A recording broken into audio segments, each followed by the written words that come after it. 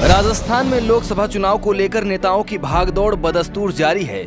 जैसे जैसे चुनावी तारीखें करीब आ रही हैं, सियासी पारा हाई होता जा रहा है। वहीं राजस्थान में करीब आधा दर्जन सीटें ऐसी हैं जिनमें कांग्रेस को उम्मीद नजर आ रही है। वहीं ये सीटें बीजेपी नेताओं के गले की हड्डी बनी हुई हैं। इनमें पहली सीट है बांसवाड़ा।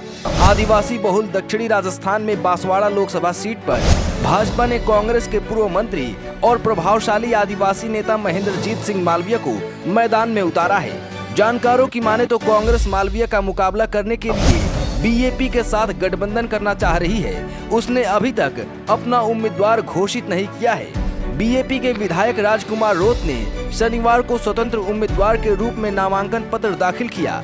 बीजेपी उन्हें पहले ही इस सीट से अपना उम्मीदवार घोषित कर चुकी है। इस बात की संभावना जताई जा रही है कि इस सीट पर कांग्रेस और बीजेपी के गठबंधन के तहत चुनाव लड़ा जाएगा।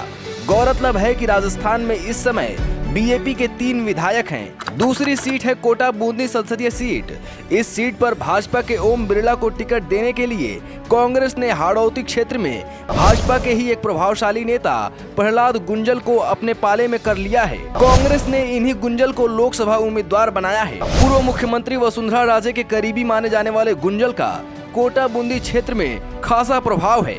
वे इस चुनाव में ओम बिरला को कड़ी टक्कर देंगे, ऐसा माना जा रहा है। ओम बिरला 2 बार सांसद रह चुके हैं और लोकसभा अध्यक्ष भी हैं। तीसरी सीट है सीकर लोकसभा सीट। इस सीट पर माकपा के पूर्व विधायक अमरा राम कांग्रेस के साथ गठबंधन के उम्मीदवार हैं। उनके सामने भाजपा के 2 बार के सांसद स्वामी सुमेधानंद सरस्वती हैं।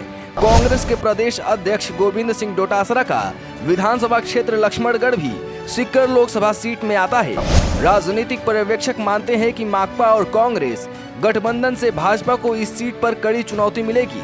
हाल ही में बीजेपी प्रत्याशी का यहां विरोध भी हुआ था। चौथी सीट है पश्चिमी राजस्थान की बाड़मेर सीट। इस सीट पर भाजपा की ओर से एक बार फिर केंद्रीय राज्य मंत्री कैलाश चौधरी उम्मीदवार हैं। कांग्रेस ने आरएलपी छोड़कर आए उम्मीदवार को टिकट दिया है। राजनीतिक विश्लेषकों के अनुसार पहली बार विधायक बने युवा रविंद्र सिंह भाटी ने निर्दलीय चुनाव लड़ने का ऐलान कर मुकाबले को दिलचस्प बना दिया है।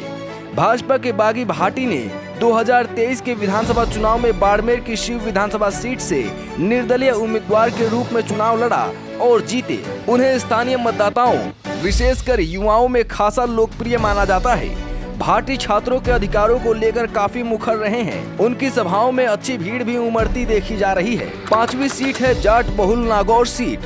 इस सीट पर भी मुकाबला रोचक और कड़ा रहेगा। यहाँ भाजपा के पूर्व कांग्रेस सांसद ज्योति मिर्धा को उम्मीदवार बनाया गया है। राष्ट्रीय लोकतांत्रिक पार्टी के संयोजक हनुमान बेनीवाल का कांग्रेस के साथ यहाँ गठबंधन हो गया है।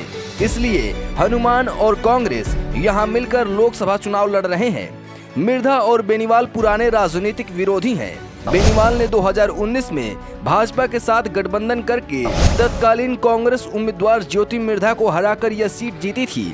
मिर्धा 2023 विधानसभा चुनाव से पहले भाजपा में शामिल हो गयीं और नागौर सीट पर चुनाव लड़ा, लेकिन अपने चाचा और कांग्रेस उम्मीदवार हरेंद्र मिर्धा से हार गयीं। 6वीं और आखिरी सीट है चूरू।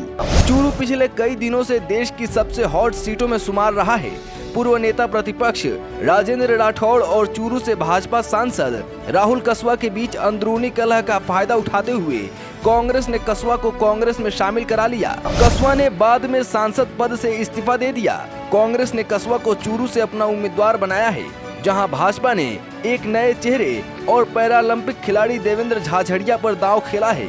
उत्तरी राजस्थान की चूरू सीट जाट बहुल इलाका है और दोनों पार्टियों के उम्मीदवार जाट समुदाय से ही हैं। चूरू लोकसभा सीट के अंतर्गत आने वाले 8 विधानसभा क्षेत्रों में से 5 पर कांग्रेस के विधायक हैं। भाजपा के पास 2 और बसपा के पास 1 सीट है। लोकसभा क्षेत्र में मजबूत स्थिति के बावजूद कांग्रेस ने अपनी पार्टी के किसी नेता को टिकट देने के बजाय भाजपा छोड़कर आए कसवा पर भरोसा किया। माना जा रहा है कि कसवा के आने से कांग्रेस यहाँ काफी मजबूत हो गई है। आप राजस्थान की किस लोकसभा से हैं और आपके अनुसार इस बार कांग्रेस और बीजेपी राजस्थान में 25 में से कितनी सीटें जीत सकती हैं? हमें कमेंट करके बताइए। खबर पसंद आई हो तो चैनल को लाइक, शेयर, सब्सक्राइब करना न भूलें। धन्यवाद।